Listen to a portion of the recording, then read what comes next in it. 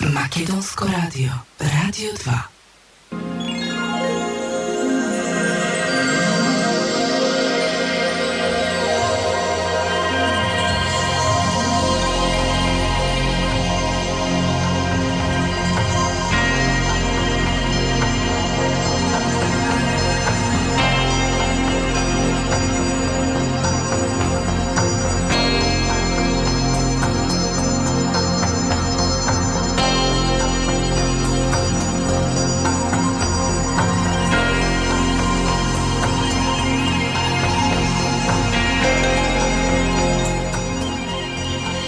Добро нешто пред 20 часот влегува на нашата голема железна врата и нашиот гостин во студиото Зоран Милчевски.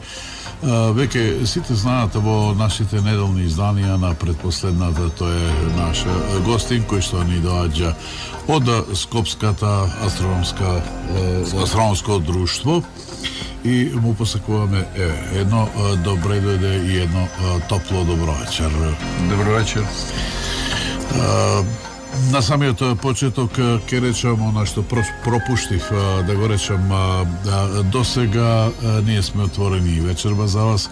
Наша фиксна телефонија 55117993, а ќе ги прифаќаме и вашите SMS пораки на 070 145 921. Напред, Зоране, нешто што е актуелно, нешто што ќе разгори мечтата кај оние што се влюбени во настаните од Вселената или она што случува во Вселената или настаните кои и приказките, сказните што ни ги испраќа Вселената до нас. Пред некои 25-30 години, пред 2-3 децении во Русија падна еден метеор. Неодамна беше објавено дека токму тој метеорит поточно е со ликот на Исус Христос и е падната токму во Русија. Кога овој метеорит ќе се постави одредена положба и ако на него се нанесе боја, тој остава отисок на ликот на Христоса. Колку има вистина во тоа и колку е тоа предизвик за истражување кај вас луѓето од Скопското астрономско друштво? Да, руските научници го видува ликот на Исус Христос на овој метеор кој што е паднал повеќе од 2-30 години овдека на земјата и го објавија, мислам, таа копија од поточно таа фотографија ја објавија во вестник и навистина, мислам, се гледа дека фотографијата е верна некако. Да, верна некако, мислам, го дава баш на Исус во некоја си своја положба како што го знаеме, нели, од филмовите и од слично. Иначе метеорот, овој метеорит бил наречен Богославка според селото во чија близина не пронеден. И овој лик многу наликува на ликот на Исус од покривот во Торино, значи она познатата црква во Италија. Сега селото Богославка, мислам, се наоѓа во далечниот исток, значи во близината.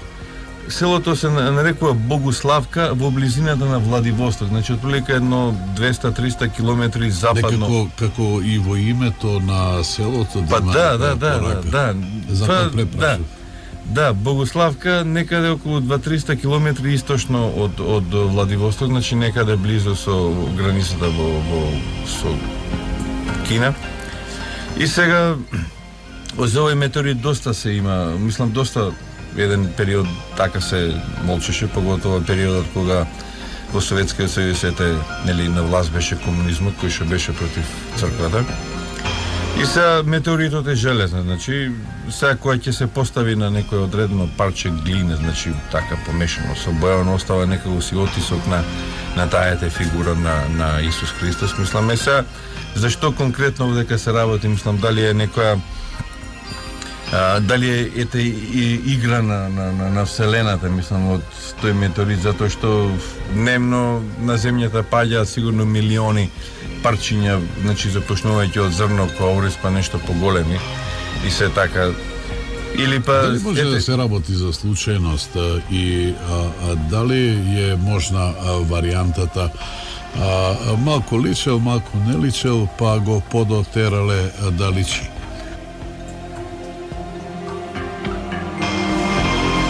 Па не, мислам дека може да, не верувам дека е дотеран за да личи, затоа што сигурно ви текнува на фотографија на лицето од Марс.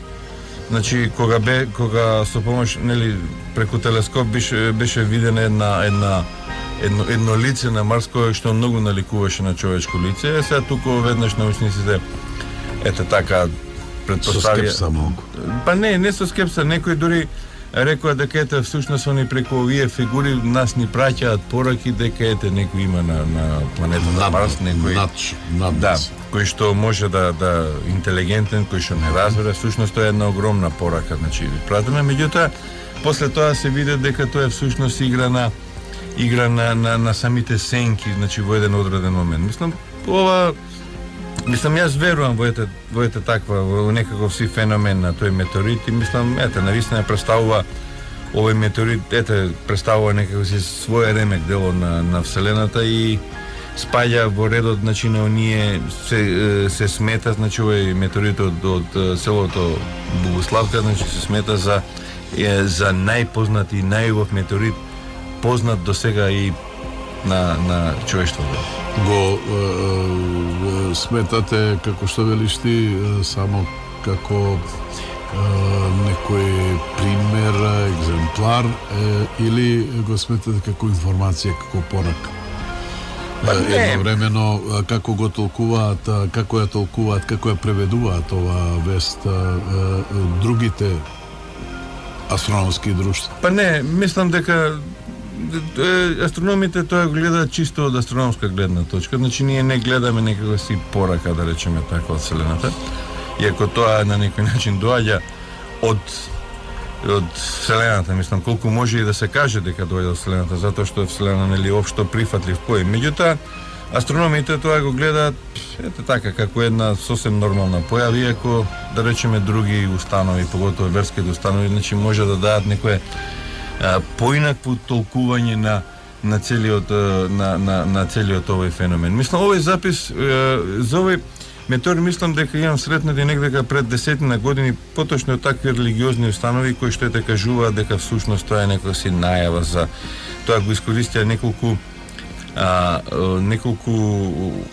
христијански, како да ги наречам, заедници, христијански секти кои што пример преку тоа ни се испраќа некоја порака, значи сега пораката која увек секогаш кога се збори за тие пораки, нели се смета за пораки да човекот престане да се занимава со наследство, со терор, со све. Мислам што иако пораките се сосема вред. Меѓутоа гледано од астрономска гледна точка, да се сврти повеќе кон да се свртиме, поточно повеќе кон духовниот живот. Да, кон убавите работи. Добро, и не толку кон духовните, колку да речеме така, да престанат војните, да престане таа трка во наоружување, трка омраза помеѓу човештвото и омраза меѓу религиите и слично.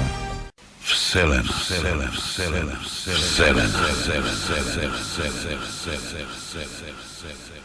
Македонско радио, Радио 2.